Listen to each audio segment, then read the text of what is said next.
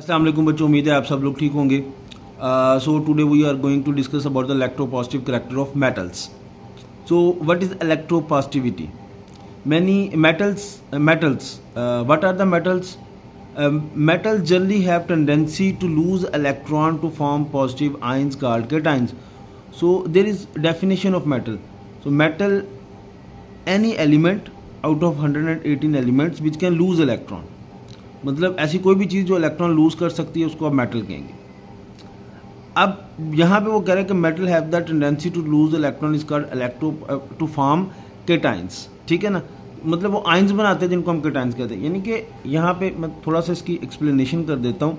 जैसे मेरे पास ये एक सोडियम का एटम है, ठीक है, तो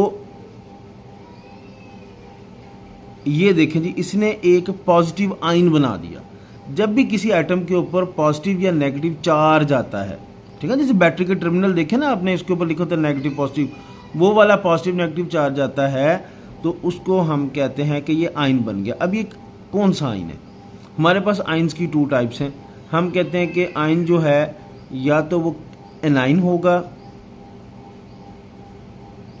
या वो केटाइन होगा. ठीक हो गया, तो या वो एनाइन होगा या केटाइन होगा.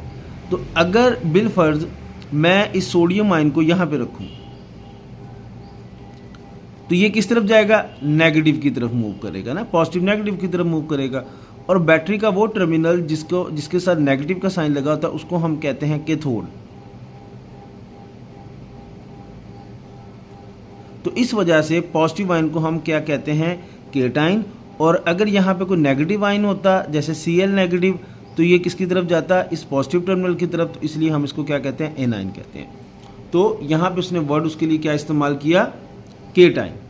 तो इलेक्ट्रो जो मेटल है जब वो आयन बनाती है तो उस आयन को हम क्या कहते हैं? Cation. This property is called electropositive character of metals. यानी कि इलेक्ट्रॉन लूज करने की, किसी को इलेक्ट्रॉन देने की जो सलाहियत है उसको हम इलेक्ट्रोपॉजिटिव कैरेक्टर कहते हैं.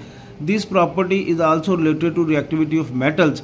इससे हमें ये भी पता चलता है कि अगर कोई मेटल आसानी के साथ इलेक्ट्रॉन दे दे तो वो ज़्यादा रिएक्टिव है, अगर वो मुश्किल से दे तो वो कम रिएक्टिव है. मिसाल के तौर पर फॉर एग्जांपल आपके घरों में जो खिड़कियाँ वो किसकी बनी होती हैं? आप दो ऑप्शन लेते हैं.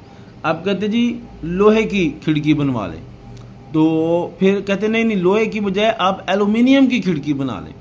तो फ़र्क क्या दोनों में? एलुमिनियम की जो विंडो बनती है वो रिएक्ट ज़्यादा तेज़ी के साथ नहीं करती. जो लोहा है उसे जंग जल्दी लग जाता है.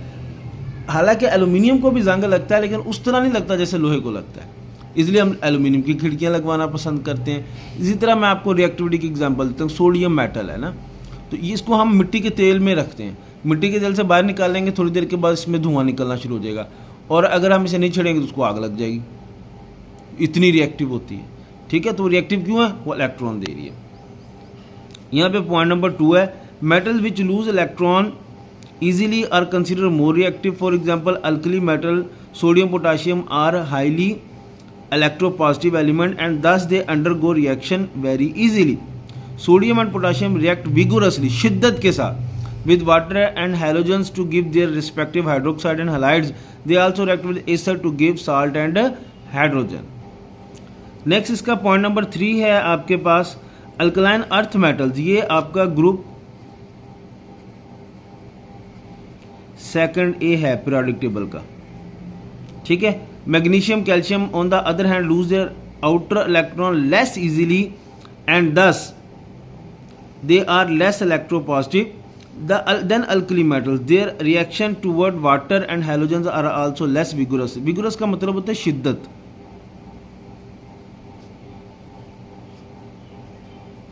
ठीक है. Number 4, aluminium is also highly reactive electropositive metal. It react readily with mineral acer to form salt and hydrogen. readily मतलब रिएक्ट करती है, शिद्दत से नहीं करती लेकिन करती ज़रूर है. ठीक है, ये आज का लेक्चर है. उम्मीद है आपको समझ आएगी. अगर इसमें कोई प्रॉब्लम हो तो आप मुझसे डिस्कस कर सकते हैं.